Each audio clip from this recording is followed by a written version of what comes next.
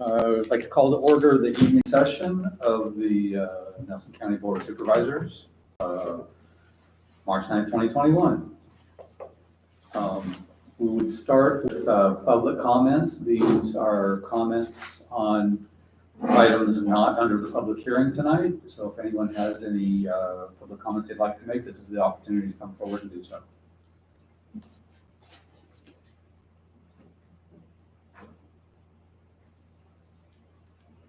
Since we don't have anyone giving public comments, we'll close that public comment session and move on to our public hearings. Got one thing before that.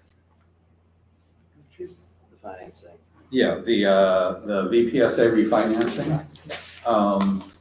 Mr. Cooch is here from Davenport and Company. Steve, you'd like to introduce him for us?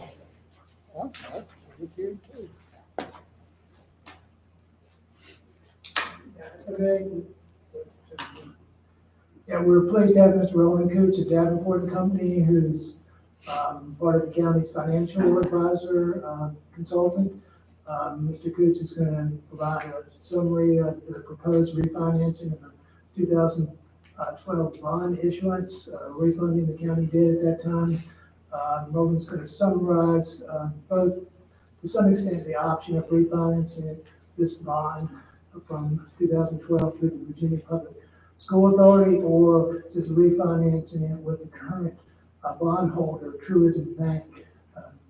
Then, after Mr. Cooch's remarks and presentation, we would want the board to open the public hearing on consideration of financing the refinancing through the VPSA, and then later in the session, in consultation with Mr. Reed, we want the board to consider a resolution that's been prepared to authorize us county staff, Davenport, and the county's bond counsel, Sands, Anderson, Marks, and Miller, to proceed with the refinancing. So, hopefully good enough, Mr. Cooch. Thank you. Thank you, Steve. And Grace, I think we had it up here. Just do the clicker.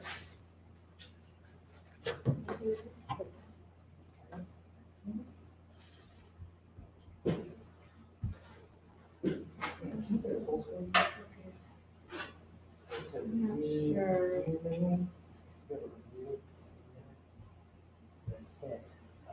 Full screen then. Yeah. Okay, perfect.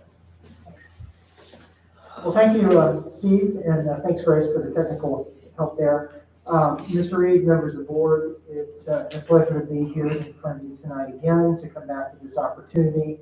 Since we originally talked about it at the planning session we're at, we've done a lot of work with county staff and bond counsel, as well as going through and applying to VPSA through the school board's actions and everything. So what I'm going to talk to you tonight about is the opportunity, the choices we have to make, which are good. We've got flexibility here. But what I wanted to do also was talk about where the refinancing stands on both the VPSA side or the bank side, which really just finalized and why we're coming to you at this sort of what I call late hour in front of the public hearing with the bank proposal, is that was provided to us late last week, basically, into Thursday, to give us opportunity to consider it. So with all that being said, and just to give you a little bit of background that we talked about earlier, kind of reminding folks who may not have seen this in the audience, but what we've done is we've looked at the county's debt portfolio and we've identified that the 2012 lease revenue bonds, which were funny at that time, have an opportunity to be refinanced in today's market. They carry a rate of about 2.75%, and that bond has a 1% prepayment penalty on it. That's important to note because we've got two different alternatives here where that factors in. Because the original purpose of the funding candidate, the 2012 bonds, finance school projects, we do have the opportunity to go through the VPSA, and thus we've geared everything up to kind of position yourself for this VPA financing in the spring. So that was all the work where we went to the school board, we're coming back here with a public hearing to kind of set the stage for that. Effectively, VPSA provides that opportunity in a pools deal which the county could participate in is scheduled to price, or we'll call fix the interest rates based on market conditions on April 20th. At that time, the interest rates would be locked in and the savings would be firm and set. Additionally, as we're talking to BPSA and working through this plan of finance, we had to talk to BB&T. We reached out to BB&T because there's some nuances about prepaying that loan that we wanted to confirm. Based on the discussion with BB&T, the prepayment, they came back and said, well, we want to offer you this opportunity to consider, which is the bank financing that we're going to talk about today as well, keeping the loan with BB&T. So on late last week, Thursday, BB&T, now Truist Bank, did provide a proposal that is a firm proposal to refinance the loan. What they provided for was to reduce that interest rate from 275 to 143. Also, what they'd also do is write in a prepayment flexibility to prepay this loan at any point in the future, in the next 5 or 6 years or so, anytime without penalty. So they're going to take that penalty away in the future. So if you decide to prepay it a couple years down the road, we can do that without penalty. The principal amount, we're refinancing about $5.5 million. So that's about the same amount of debt outstanding. And they've given us till April 23rd to close this transaction. Effectively, in addition to that, what we do is we have worked with BB&T to waive the requirement to prepay the 2012 bond on a payment date and require a penalty. That's important there, as we talked about. And then what that does is on the next slide, I'll show you how that factors into the savings. There's a lot of numbers on here on this page, but I've tried to summarize the relevant details in 3 columns. The first column is the BPSA as of February 26, 2021. That's current market environment. So if you were to look at, it's easier to follow you on that schedule, is that if you look at the BPSA transaction, what we're seeing is on line 3, the interest rate's 275 on the old bonds that we're refinancing. And effectively, we're going down to line 9, which is the interest rate under BPSA. That's a 0.82%. Built into that BPSA transaction, though, is the penalty that we would have to pay to kind of refinance the deal. We would still have to pay BB&T based on that because we're getting out of a current loan. And if we're going to move the loan away from BB&T through a current market, which we have the right to do, there's a prepayment penalty built into that. When you run the analysis and when we looked at all the analysis based on the current market, what that provides is effectively about $26,000 a year in cash flow savings, totaling up to about $186,000 in aggregate. So this transaction results in that kind of savings on a present value basis. It's over 3%. It's about 3.4% present value savings. Point of note I'd like to make is anything over 3% is considered an industry standard target. I mean, back in the day when the Commonwealth of Virginia would do those and kind of help local governments refinance, they would look at a 3% benchmark as kind of the target rate. Now, if you look at the middle column, we wanted to run a sensitivity analysis that said, okay, if rates move between now and when VPSA establishes the sale date for bonds and actually sets the interest rates in the market, we wait until about April 20th.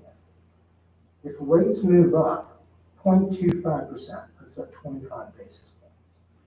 What you see is the savings go from the first column to the middle column, and your savings go to about $138,000. That's about $20,000 a year on average. We're looking at about 2.5%, 2.6% present value savings. Still pretty decent, but not quite as good as today's market.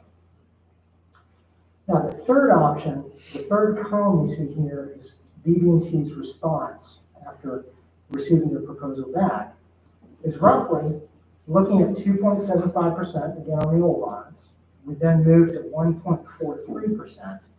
But effectively what they've said to kind of sweeten the deal, they know the rate's not as good as the current market in terms of the public offering of bonds.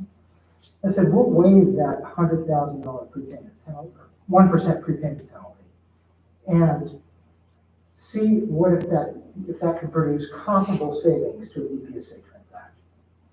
When we ran the numbers, if you look at the BB&T Truist column, you can see that we're right at about 26,500 or thereabouts of cash flow savings, right at about 185,000, 186,000 of total savings of life. Based on looking at the VPSA column, current market, which is the first column, and the BB&T column there of results in the third column, we're going to make some key observations and points for your consideration that are leading to our recommendation tonight. Effectively, one of the things I noted was that if the county moves forward with the VPSA option, the first bullet point I want to make is that I did mention those rates are not going to be locked in until April 20th. We have an indication of what those rates would look like today, we just talked about on the previous page. But they could go up, but they also could go down. So we're kind of floating until we lock in the savings. At that time, on April 20th, we have a guaranteed savings level, but that's the VPSA approach.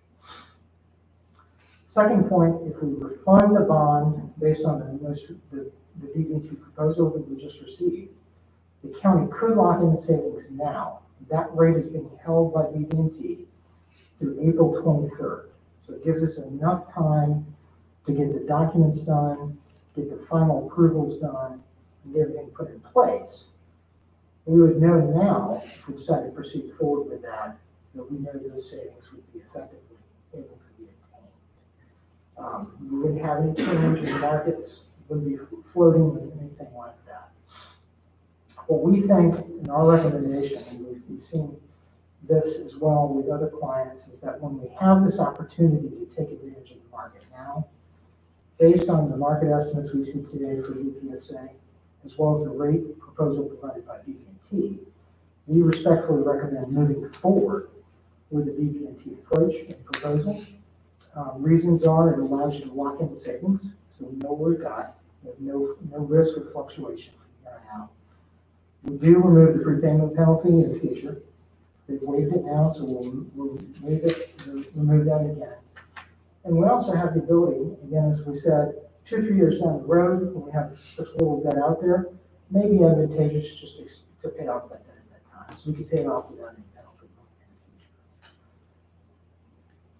The last page, I just wanted to show the relative steps in terms of timing. As Steve mentioned today, we set this up because we didn't know 2 weeks ago we had this opportunity with BB&T. We established this timeline, which you see on the left-hand side of the page, which is effectively the public hearing tonight for the VPSA option.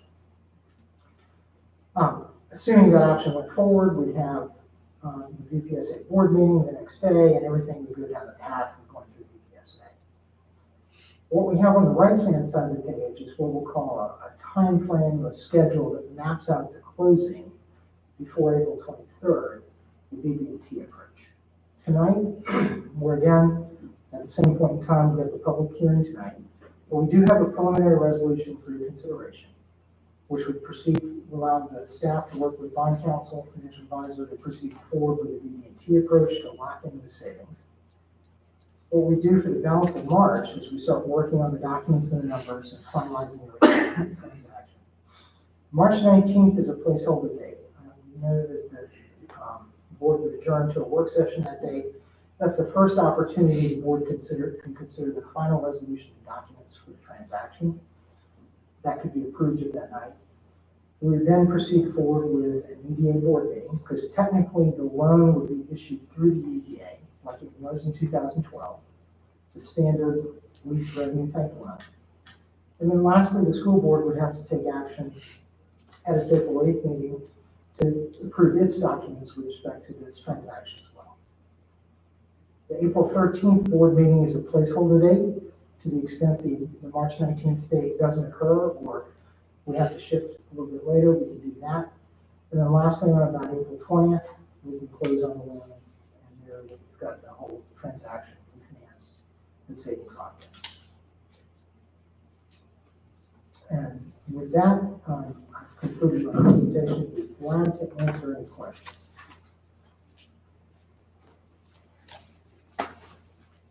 So which one do you want us to do? I would recommend that you do the BB&T. Great. But I wanted to present to you why we recommend that. Sure. And what it means if we didn't do that. We have the potential of still getting the BB&T level of savings in the current market, but it could also go down. Great. Yeah, I have no issues with that. I think that's wonderful. I wish I could get those interest rates in the residential world, 1.43%. It's That would be it's amazing. pretty amazing. That is amazing. You looking for a motion? What, You're gonna have a public hearing. we're gonna have a public hearing and then we'll wait until we're finished all the public hearings to Okay. go forward with the motion. So I do have a question. Sure. The annual savings as listed, for 2022-23 are, each about $1,000 more than maybe $2,000 over those 2 years. It drops then and then goes up again. The savings in total over the duration of the refinance would be less under VPSA, but the savings would be greater in the short term over, say, the first 4 years, 5 years. Do you have any comments on that? It is the way that VPSA is structured and the type of bond sale that VPSA does. What we have with VPSA is what's called a public markets transaction, where they pool a lot of different issuers. Nelson County is one issuer, Henry County could be another one, that could be a variety more. What they do is they pool all those together, and the bonds are issued in what we call $5,000 denominations. So that's why you would see the savings of the VPSA columns fluctuate within $5,000 range. They're structured in that realm to be as about as level as they can be. With a bank, any sort of bank approach, or in terms of BB&T's approach, we have the ability to set the denomination to any payment we want. So, oftentimes under a bank approach, we round it to the nearest $1,000 or even maybe even smaller than that to really level out the savings. So you wouldn't see that kind of fluctuation. Would you see any benefit to VPSA for an earlier payoff in terms of savings and then payoff? Well, what happens with VPSA, because of the way they sell their bonds for the pool of issuers, it is a public markets transaction. So under the VPSA approach, that bond, standard bond provisions on a public deal, but anything that matures within 10 years becomes a non-callable type bond. So the theory there is, if we are refinancing down to like a 0.82% in that range, then the chances of refinancing within that next, we'll call 7 years, is pretty low. So it's effectively a non-callable bond from their perspective. Now, we could say the same thing with BB&T, that 143 is probably going to be hard to beat at a future date. So the chances of refinancing that are pretty low. However, BB&T approach also provides you the ability to prepay at any time at whole. If we get to the last 2 or 3 years and there's $750,000 or $800,000 on the loan, and you decide, hey, let's just extinguish it, you can do that without a penalty under the BB&T approach. Okay.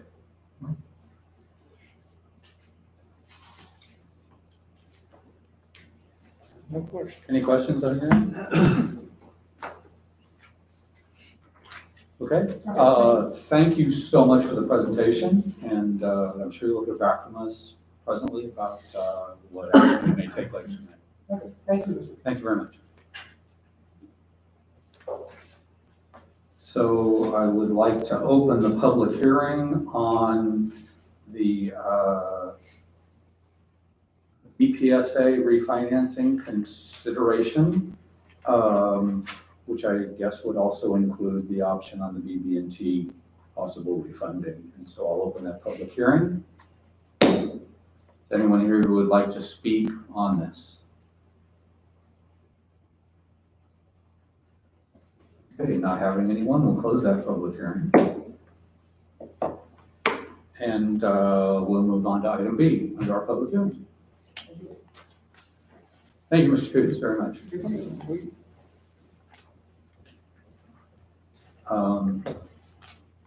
Next item on our public hearing is the communication tower under Class C, consideration of the Verizon communication tower application, requesting that the county approve to allow a 154-foot monopole on property rezoned A1. Ms. Bishop.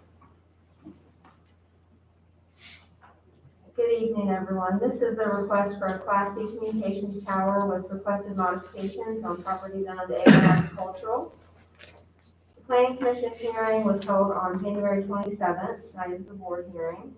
Property is located at 499 Jonesboro Road in Roseland, which is the West Election District. Property is just over 171 acres, and the leased area is a 60 by 60 square foot area. The applicant is Jeff Holland. Property is owned by Myra Brent McGarry, Robert Brent, and Suzanne Brent. And then requested uses for 150-foot steel monopole wireless tower with a 4-foot lightning rod. The balloon test at the site was held on January 7th at 7:30 in the morning, and photo simulations provided by the applicant are attached with their application. The modifications requested are twofold. One is for height. The ordinance requires maximum allowable height for a Class C tower at 130 feet, but ordinance allows the applicant to request a higher height than that. Proposed tower is 150 height with a 4-foot lightning rod. The second modification they're requesting is for antennas.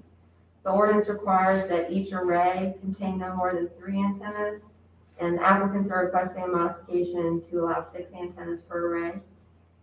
The applicant provided a project narrative which addresses ordinance requirements line by line, compatibility with the comprehensive plan, and outlines the justifications for the modifications that are requested. The area is agricultural and residential in nature. There are no floodplains located on the property, and the property currently contains a single-family dwelling and is wooded. There is a proposed 20-foot wide access and utility easement from Jonesboro Road to the lease area where the tower will be located. VDOT will require a low-volume commercial entrance. Discussing antennas again, the monopole will be designed to support 3 antenna arrays. Verizon would hold the top spot, and the other 2 would be for potential co-locators. The modification requested would allow 6 antennas per array, but all other aspects of the arrays and antennas would be installed in accordance with ordinance requirements. For metal monopoles, the minimum distance from the base of the tower to the property line shall be 110% of the tower height. The proposed tower will meet this requirement. No modification is requested for that. The applicant has proposed that the metal monopole, antennas, and other attached equipment will be painted a dark Java brown, and the monopole will not be lighted. In the comprehensive plan, the area is not identified on the future land use map other than the general rural and farming designation as is most of the county. The current comprehensive plan does not address communication towers or infrastructure, but the application does meet guidelines established in section 20-2 of the zoning ordinance, which outlines the purpose of the ordinance. Should the board recommend approval of this request, staff recommending that the tower be constructed according to the final approved site plan and allow modification for the height requirement of 150 feet with 4-foot lightning rod, and allow modification for 6 antennas per array. And the planning commission did recommend approval of this application, and the applicant is here this evening with a presentation for you as well. Okay, thank you. Does anyone have any questions for Ms. Bishop?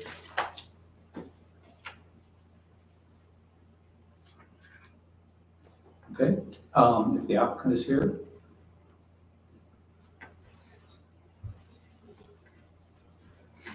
See if we have any questions for you.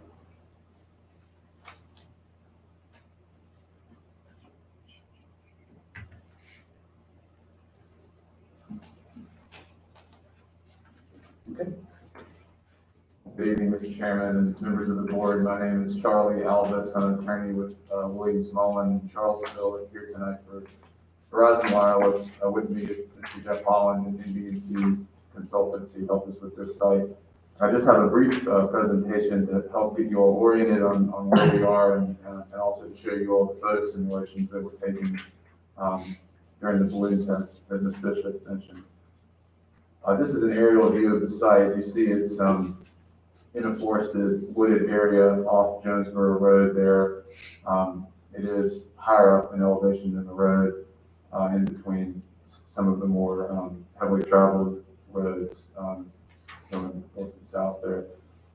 The objectives with this site are coverage and capacity to serve the neighboring communities, residences, farms, and the roadways. It would provide the latest technology to this area, which desperately needs service, as we heard from members of the public at the Planning Commission hearing. This slide shows you where the star there shows you the location of the proposed site. The red circle there is a 5-mile radius.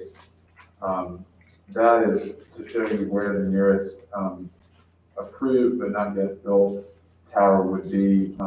That's the big red arrow there at the Shady Lane site. This is the nearest tower in the Verizon network at any rate in the area, and really the towers could be closer together to provide maximum coverage. This is probably not an ideal spacing, but that's sort of as far apart as we'd like to see them, and really they should be closer together. So that's kind of just a very easy visual to see the need for a tower in this location. And as you can see, there's nothing in that 5-mile radius. The Shady Lane site is barely within that circle. This slide just shows some statistics that kind of drive home, I think, a point that we all see, especially during the pandemic, which is that cell phones and wireless service are very important to folks. It's essential for work and school, access to emergency services now, and including healthcare and telemedicine. Over 75% of 911 calls are made from a wireless device, and this is a service that folks in the area really do need. Likewise, with data usage, it's not just about voice calls, but relying on internet, wireless internet and data on smart devices. You can see this chart, which just shows you the nearly exponential growth of the need for data over the last several years. And again, another slide on this, the wireless data traffic is increasing every 4 times between 2014 and 2017. And it's just a continuing need for folks in the community. Likewise, during this pandemic, you've seen the needs really shoot up. March 2020 versus March 2019 was a 70% increase and a 27% increase month over month. And again, just listing out some of the uses that folks have and need for wireless connectivity. So more specifically to the site, this is a screenshot from the plans that are included in our application. There's a 60 by 60 lease area, which is the dark square that you see there. And within that area would be a 40 by 40 facility compound with a 12-foot wide gravel road that would provide access for service vehicles and construction and the like. The residence here, it's sort of on the top of the picture there, is already served by a driveway, and so this would add to that and provide access to this area. Here's a zoomed in snip of the lease area. You can see that it's in a relatively cleared area, although some of the trees nearby would have to be removed. But generally speaking, it's sited in a way that will not disturb the forested character of the area. And again, this is a little bit more detail about what the site, what the facility compound will look like. The monopole is there sort of at the bottom of that rectangle, the circular item there. And you can see at the top where the gravel access will allow the trucks to turn around when they come to service and check on the equipment. This is an elevation of the monopole. You can see the 3 arrays that are there at the top. And so this is, we have requested to go above the 130 feet, and you can see one of the reasons for that is to allow for more carriers to co-locate or emergency services to co-locate on this tower. If it were lower, we wouldn't be able to provide adequate opportunities for these additional arrays. So that's part of the reason for the height increase request. On January 7th, we had a balloon test. The balloon was raised to 154 feet right at the site there, the red star.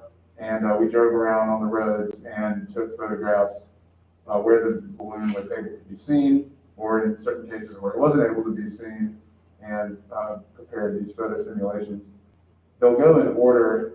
You can see that it'll sort of be right at the south of the site, and then to the east, and then there on further to the east near the church, and then they'll kind of the pictures will kind of go to the west and the north, and the last one will be from the south.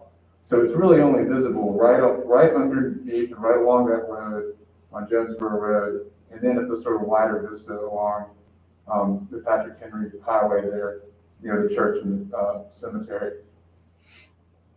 So I'll just go through these in order. This is a photo simulation of what the site would look like from Jonesboro Road. As you can see, the tower would be painted brown, so it would blend in with the existing trees and landscape. And of course, this is taken in January when there's no leaves on the trees, and so it would, in most of the year when the trees are leafed out, this would be even less of a visual impact. Here again, through the trees, from this angle, not peeking over, blending in. This one is northeast of the site, curving along Jonesboro Road, where it's a little higher there. You can see it over those trees. And then here from the church, again, the top of the tower over the tree line, but it blends in with the brown mountain behind, and so it's very far away at that point. So it's going to be a very limited visual impact from this view. Here again, completely blending in with the background. This is a vantage point where it was not visible east of the site, where it was not visible. Northeast of the site, not visible, and from the north and the southeast. So with that, I'd be happy to answer any questions that you all have, and thank you very much for your time tonight.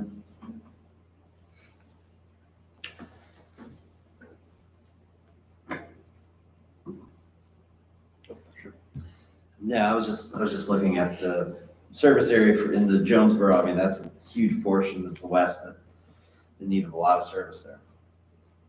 A lot of service needs there.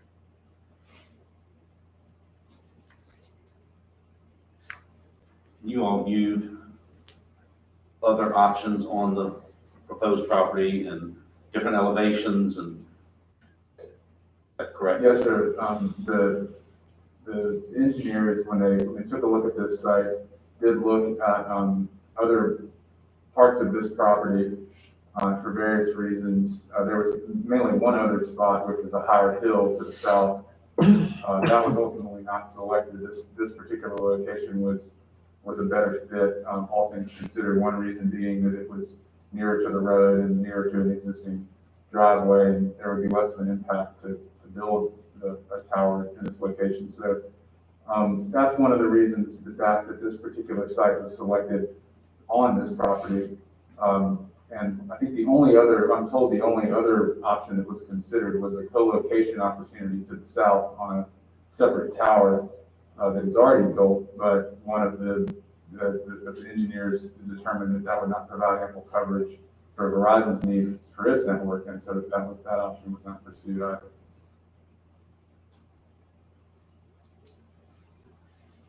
What is the process by which Verizon chooses a potential site and then contacts the landowner? How does that all work normally when you're looking to sign a cell tower in an area that doesn't have service? Well, it's not really part of my job, but my understanding, and Mr. Holland can maybe fill in any specific details, is that it's simply a matter of figuring out where there are holes in the network and then looking around for property owners that might be willing or able to accommodate something like this and going out and sort of knocking on doors. I think that's generally the process, yeah. And also looking at co-location opportunities for places that, where that's appropriate. One of your biggest customers is the highway department. They have no coverage at all from the state shed all the way through Piney River, nor back over to the crossover Brents Mountain. So they're the ones that they really need it.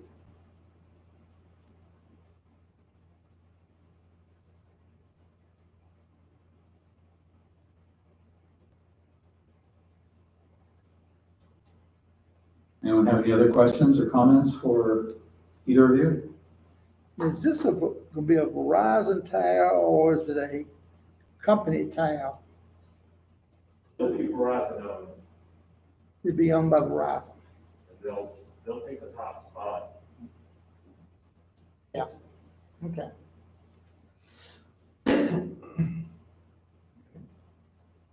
If there's no more questions, thank you so much for the presentation. Thank you all. Okay, I would like Property to. owners here, Oh. if they want to speak. I think.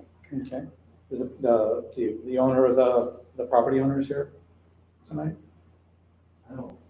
Okay, It's right back there. okay, would you like to, address the board on this? Okay, thank you. You don't have to. No, you don't. Okay, then we will start with the public hearing on the communication tower 149, requesting approval to allow the 154 Monopole on property zone day 1. We'll open the public hearing. The first person who has signed up is John Saunders. So just give us your name and address, and remember you have 3 minutes. Yes, Mr. Chairman, Board of Supervisors. My name is John Saunders. I live at 318 Silver Creek Road in Tyro, Virginia, which should be served by this tower. I'm super excited about this. This is a game changer for us. As Tommy said, we don't have any service up 56 in the Masseyville to Tyro area. It's going to help our business.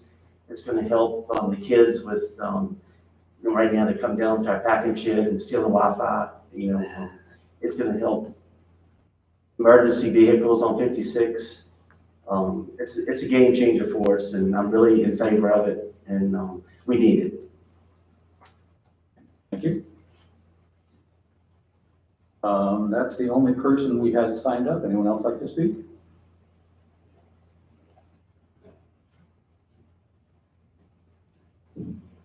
Good evening. I'm Chuck Bailey, and I am glad to be here tonight. Before I really... Mr. Bailey, have your address, please? Yes. My address is, effectively, the address will be about 470 Jonesboro Road, which is immediately across the street from 499 Jonesboro Road. But I'm currently a resident of Williamsburg, Virginia, and my wife reminded me as I left the house today that I should probably apologize for my COVID haircut, or lack of a COVID haircut, when I got up here today.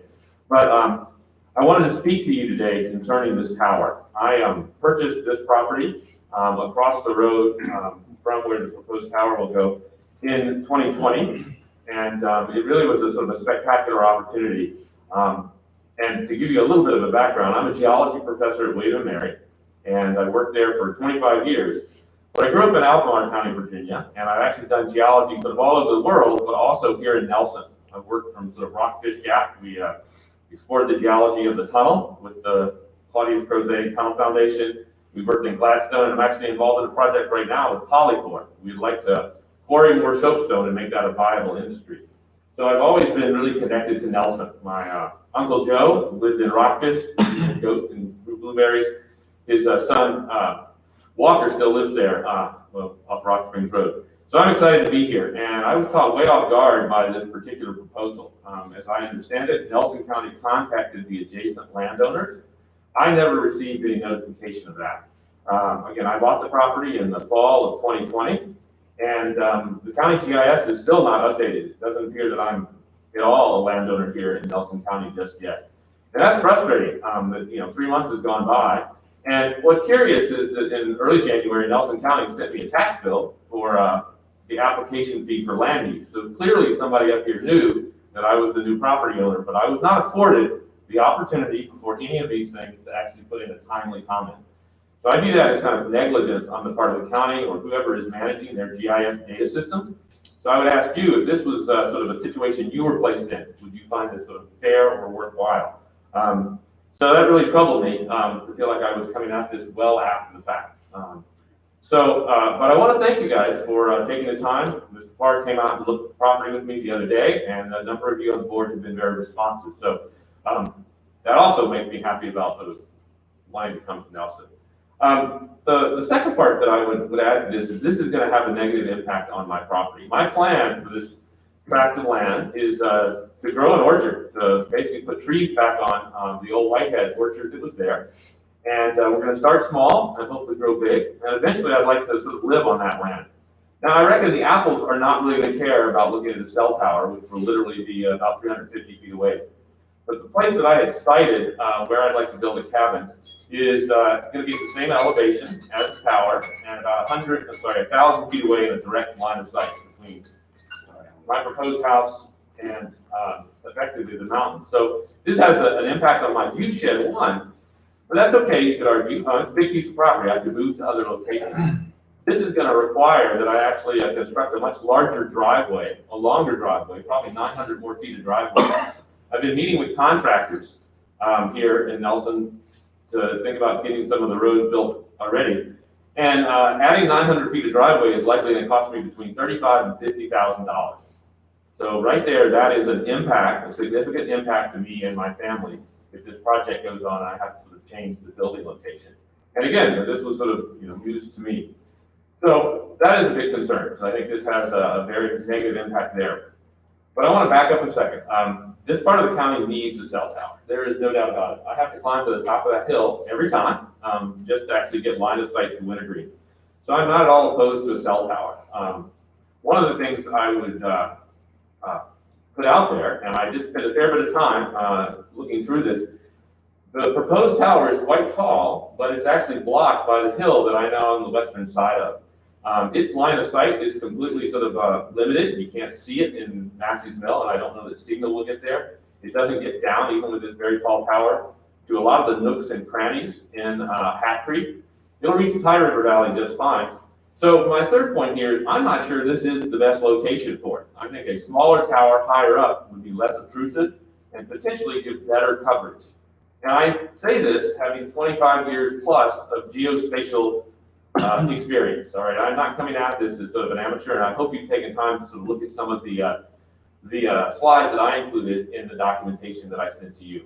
So I am not opposed to the tower here. I know we need it in this part of Nelson County, and I would support one. I'm just not supporting this one. And I've thrown out a few compromises, and I think maybe there could be room for compromises. So the Brent family is able to basically take in a revenue stream off of this. We could end up producing what I think could be a better tower that's less obtrusive and not do as much sort of damage to sort of what I had intended to do there. So those are the comments I wanted you to hear from me in person tonight. But again, I drove up from Williamsburg this afternoon, and as I was going around Richmond, the Rolling Stones came on the radio. You can't always get what you want. And then as I left Charlottesville on 29, on another station, the Rolling Stones, You Can't Always Get What You Want, came on. And to me, that might be sort of an omen of how this is all going to go down. But if you listen a little further into that song, there's a line about that sometimes you get what you need. And what I need in this instance is I need more than just a "we're sorry" from Nelson County. I feel like you guys were not able to, sort of live up to the letter of the law about notifying landowners and doing things like that. But I also think if we continue with that, it is something that the need for Nelson County is cell coverage, and I am for it. I am just not for this one because I think we have the opportunity to put in something that would be better, more broadly serve the community. And I hope that Nelson doesn't just sort of take Verizon at its word all the time, in the sense that I think you're gonna be stuck with a tower that doesn't adequately fill all the pressing needs there. All right, thank you. Mr. Mayor. Oh, That was a thank you. question? No, he said thank you. Is there anyone else who'd like to speak on this, at this public hearing on this matter? Okay. Just quickly, Anne Marie Roberts, 3230 Crabtree Falls Highway. I think Mr. Alvin and Mrs. Bishop have answered most of my questions. I just was wondering about the future of opening it up to more towers. Is that, I'm naive to the antennas and all that, but does it open it up that you start with a 60 by 60 square foot area and then it starts moving out more and more? They normally look at different locations. Okay. Yeah, I don't know of any sites that we've actually expanded. The sites, most time, they'll look for another location to kind of, they want to stack them in like those 5-mile increments. Okay. Thank you all. The balloon test was very helpful to see that. So I think those were, all my questions. Oh, the Class C, what is a Class C? What does that mean? Dylan, you think? A certain size of tower, Okay. it's just the highest size that we have. Okay, to add another tower there, it would need to go through this whole process again. Okay, So it doesn't have getting this up, it's up and just open it up too. Okay, thank you. That normally tells you the height of the towers too. Okay, great. Thank you. Anybody else? Okay, we will close the public hearing.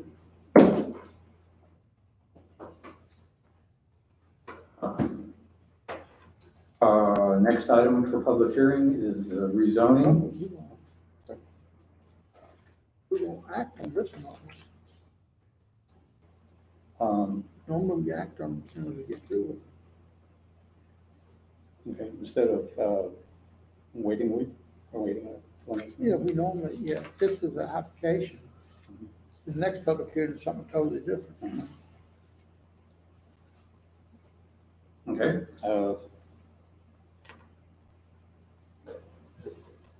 You're looking for a motion, Mr. Chairman? I will look for a motion.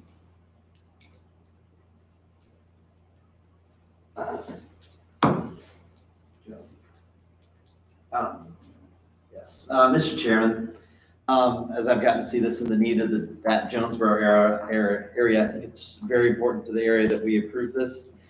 With that being said, I move that we approve, this Class C tower permit number 149, with the conditions provided to us by the Planning Commission. Is that good enough for you, Dylan? That is my motion. Okay, do we have a second? Second, Okay, any further discussion? Yeah. I have something I'd like to say. I'm gonna vote for this, but, and I agree, we need the tower, but I'm a little, right now, I'm a little frustrated with the way some information was presented on it. And some information that I heard tonight, I have learned to ask a lot more questions when these things come before us. And you all can take that back to Verizon, that I'm not real pleased with some information that was shared tonight. And then just as a side note, I do think we need to address our system, whoever is responsible for notifying the adjoining property owners. The notices were given, as the gentleman noted, the system hadn't caught up to the changing property ownership. The way it works is the commissioner's office, Commissioner Revenue is responsible, and information flows to the clerk's office and the commissioner's office. They the Commissioner's Office updates that information in the county's ProGov system, which is the real estate system, and then that is communicated to the county's GIS department. Unfortunately, the commissioner, not to criticize the commissioner, but the lag in the transfer of that information has resulted in what the gentleman said. I've already asked the director of the department that oversees GIS to work on this, to expedite it, to try to eliminate these types of concerns. Normally when they do an upgrade to the GIS, they don't normally do them one by one. They will Right, normally right. wait. Yeah, but I've asked the director to try to be more expeditious so we can avoid these situations. And we have the staff to do it. It's just a matter of working more expeditiously with the commissioner's office and encouraging them to send the information on, or getting the information concurrently from the clerk's office, because they're issuing that information to the commissioner on a weekly basis. So we should be able to pick that up quicker than we have. And I'll add too that we did check, Dylan, Ms. Bishop did check with the county attorney about the gentleman's concern that they weren't notified, and the input Mr. Payne gave us was that because the gentleman had received information about this hearing and had been advised about it and had been provided information that the board could proceed with conducting the public hearing. I mean, if you're concerned, you could defer and start all over, which would go back to the commission, to the planning commission. And we would begin again with notifications, public hearings, et cetera. And the chances of this changing would be Up to the board. slim to none. And I mean, the bottom line is the community needs the service. I understand it, and that's why I preface my comments with, I'm voting for this motion, but with prejudice, I guess. With the odds of this happening, I mean, go back and check the real estate. When was It's the not last? because of the real estate, it's because of it's not because of the real estate issue that I'm frustrated the most. Let's call for a question. Mr. Chairman, we have a motion and a second. Call for the question. I haven't got a question yet. Okay, Mr. Harvey. What are you talking about, David, that The question has been called for, that means that. and I just had him delay it. it. Yeah, we're still in discussion. I haven't had a chance to. I've called for the question, that's parliamentary procedure. It does take precedent. Take precedent, it's time for a vote. Trust me, Ernie. Do I get a chance to address? Yes, Speak on you it? did. Yes. Want to thank Mr. Bailey for his presentation. I was on the planning commission when this came forward. I voted in favor of it for the reasons that Mr. Parr gave, why he's in favor of this. I'm real sympathetic to it as well, to Mr. Bailey's issues and some that other folks have raised about this. And that's, again, something that we need to consider more strongly. But I also believe that we were able to receive comments from Mr. Bailey. They are poignant and important and should be considered. Because he had an opportunity to do that, I think that we have, heard what we would hear despite how it got to this point. And I'm ready to move with the vote on this. So we have a motion and a second. We've had discussion. Grace? Mr. Parr? Yes. Mr. Harvey? No, because I didn't get my questions answered. I wanted. Mr. Rutherford? Yes. Mr. Reed? Yes.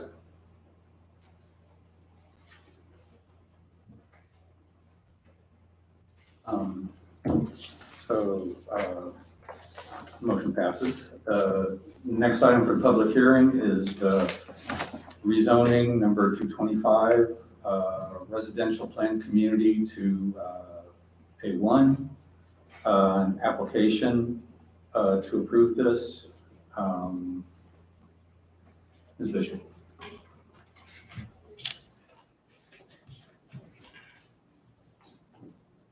So this is a request to rezone property located on Spruce Creek Lane from RTC Residential Planned Community to A1 Agriculture. The Planning Commission held their public hearing on February 24th and recommended unanimous approval of the application. It's located on Spruce Creek Lane in the Central Election District. The property is owned by Heather and Nesta. The previous owner, named Mr. Napier of this property, bought and was deeded the property in 1973. However, the title is questionable because there was no deed of record conveying the property into his grantor. Wintergreen also claimed that its predecessor entitled first to the same parcel. The dispute was resolved in 2019 in a civil action between Mr. Napier and Wintergreen, and the court order provided in part that the previous owner is entitled to have the title perfected or vested in him by virtue of adverse possession. Since Wintergreen claimed the property, the parcel was mapped as RPC when zoning was enacted in the 70s, even though Mr. Napier was in physical possession of the land under color of title. In light of the litigation, the Wintergreen Properties Owners Association disclaims any authority regarding the parcel. Simply because they have no authority doesn't magically change the zoning, so in order to regulate any development activity, it must be rezoned to a district that has a set of standards that the county can regulate. There are no development plans submitted as part of this request. It's simply to rezone the property to an appropriate zoning district classification to align with the court order. The new owner has indicated that she proposes to build a single-family dwelling. This one's pretty straightforward. If you have any questions about it, I'd be glad to answer them. Anyone have any questions for Ms. Bishop? Okay, thank you. I will open the public hearing on the rezoning 225 from residential and community to A1. No one speaking to that. I'll close the public hearing.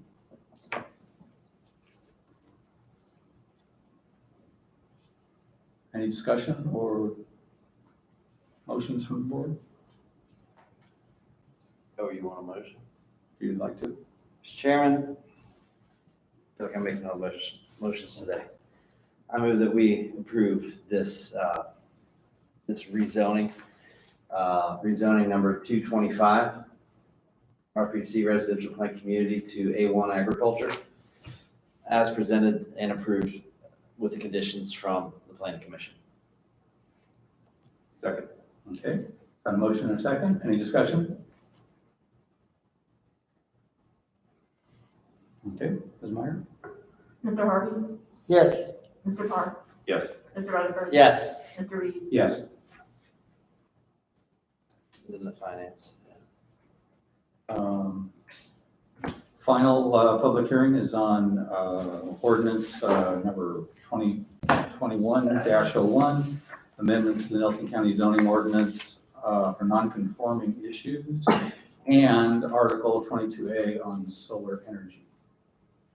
Thank you. Both of these ordinances, we spent a lot of time on with the Planning Commission. I won't go over the memo again unless you'd like me to. The board did review this at their meeting in February. Emily and I are both here to answer any questions about either one of the ordinances. Okay. Any questions from anyone on the board?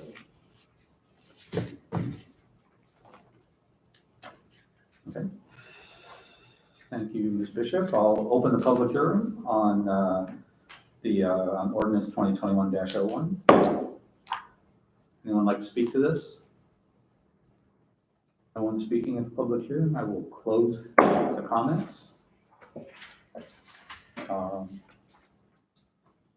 Board, what is your pleasure on this?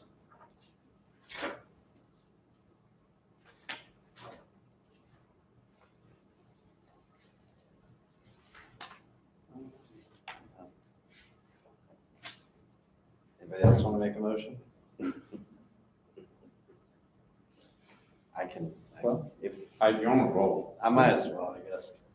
Mr. Chairman, I move we approve ordinance 2021-01 as presented and approved by the Planning Commission. Second. There a second one, or is that both the non-conforming? There's and- two ordinances, two articles to be approved. Yeah, They gotta be done separate, don't they?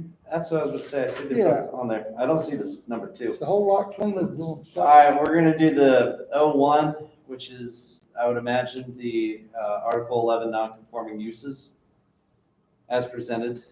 I amend my motion to say that. Second.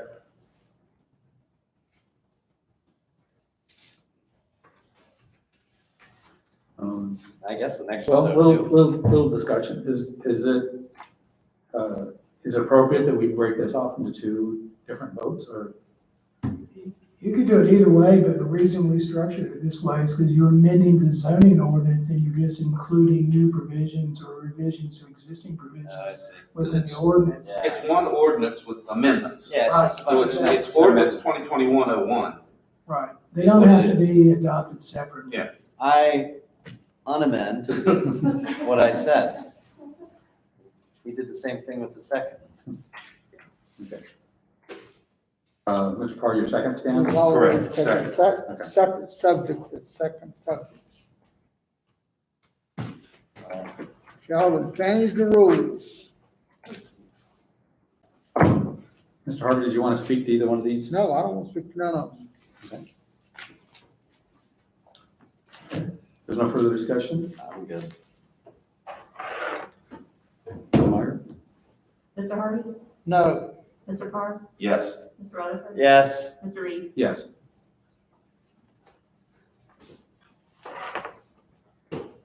Okay, I'd like to consider that the Virginia Public School Authority, BB&T proposals for possible refinancing of the school bonds. We have a draft proposal, a draft resolution. It has a number R 2021-14. It's got a heading that was passed out to us from Mr. Carter, preliminary resolution on a plan of refinancing school bonds issued by the Economic Development Authority of Nelson County, Virginia.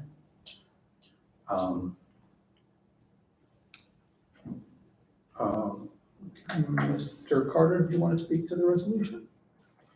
That's a preliminary first step for the board's authorization to complete this refinancing of the 2012 bond.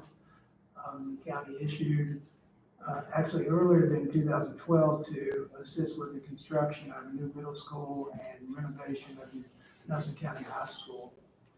What Mr. Coots didn't note, and what we discussed is the reason we're somewhat concerned about the VPSA process is because the bond market has been, interest rates in the bond market have been increasing. So we don't know if what was presented to the board initially will be maintained as we march to working with VPSA, as Mr. Cooks indicated. Really the safer route with just a little bit more in savings is with the truest option. So that's what we're recommending to the board, and that's what he's recommended, of course. Because if the board looks at the bond market or whatever interest rates, there is an inflationary concern in the marketplace, and rates have ticked up a bit in the last few weeks. They may have gone down a little bit in the last few days, but the concern is they're going to go up. So we may proceed with the VPSA, and then we wish that, and then we just wouldn't do it because it wouldn't be in the county's best interest. BB&T. All right, I'd like to note that the resolution reads, now therefore be it resolved by the Board of Supervisors of Nelson County, Virginia, the county administrator and other county staff, the financial advisor, the county's bond counsel, Sands Anderson, PC, and the county attorney are authorized to take appropriate actions, including the preparation of resolutions and financing documents to allow the board to consider approval of the 2021 refinancing with the bank at a future meeting of the board. Okay. Do I have a motion? Mr. Chairman, I move that we approve R 2021-14, the DPSA refinancing as presented. Do I have a second? Second. Okay. Any further discussion? Ms. Meyer? Harvey? Yes. Mr. Rutherford? Yes. Mr. Carr? Yes. Mr. Reed? Yes. Okay. End of our public hearings. Does anyone have any other business to bring to the board's attention Our tonight? next meeting is on the 19th at 1. 1 o'clock, yeah, we would need, ask the board to continue to the 19th at 1 p.m. Okay. And it would be, as I understand it, a joint meeting with the planning commission. There may be separate agendas, but we'll work on that. Does that start at 1 or, Start at 1.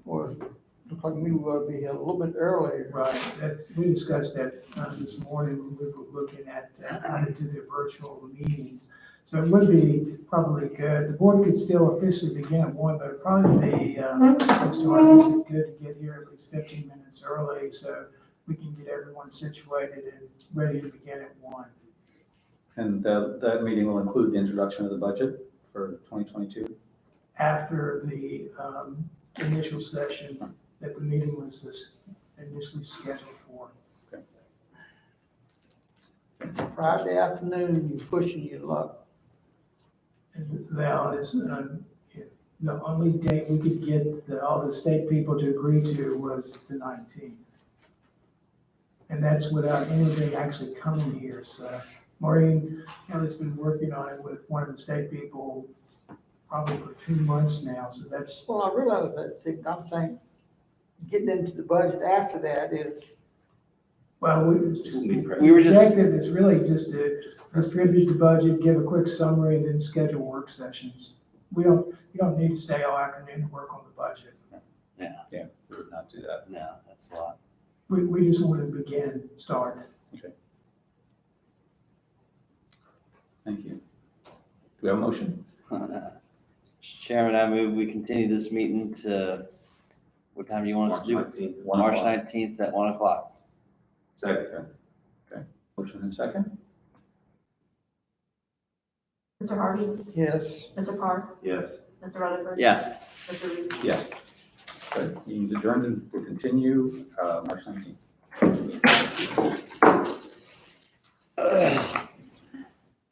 See, we need Brandon back. So when I talked to that guy today, he told me that they looked at all 3 of those sites and that this was the best site.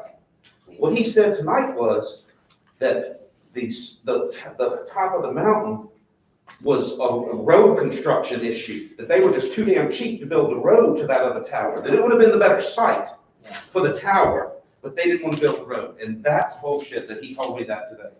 That's why I got so upset at Verizon, because they said it was because it was the best location.